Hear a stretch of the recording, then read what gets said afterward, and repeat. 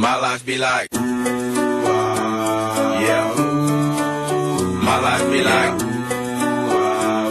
yeah.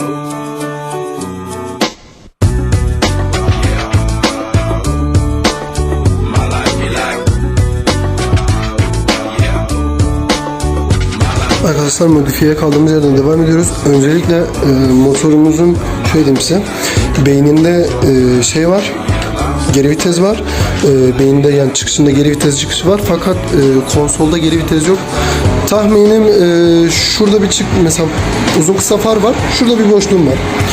Bu boşluğa şeyi yerleştireceğim. Bir tane anahtar. Vitesi buraya koyacağım. Değişebilir. Ekstradan ek olarak motorun birkaç tane yerine led çekeceğiz. Yine şu konsolun bir yerine bir anahtar daha koyacağım.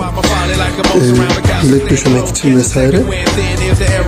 Kısaca şu an istediğine devam ediyoruz. Bir yandan zımpara işimiz, bir yandan elektrik tesisatını çözüyoruz. Devamı geliyor yine.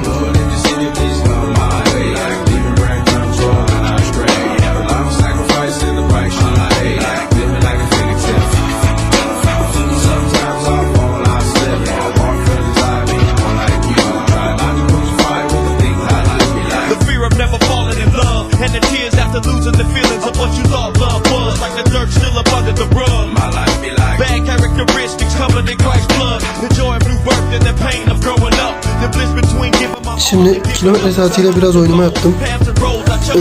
İçini falan söktüm. Hoşuma gitmeyen yerlerini düzelttim. En son sonuç bu. Şu an için sonuç böyle bir şey oldu.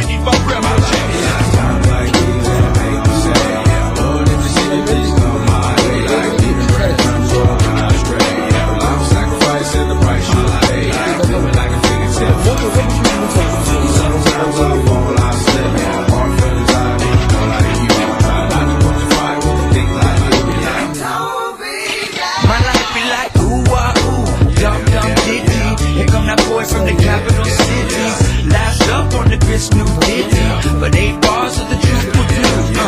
I believe there's a bride that's stunning, and I believe in the kingdom coming.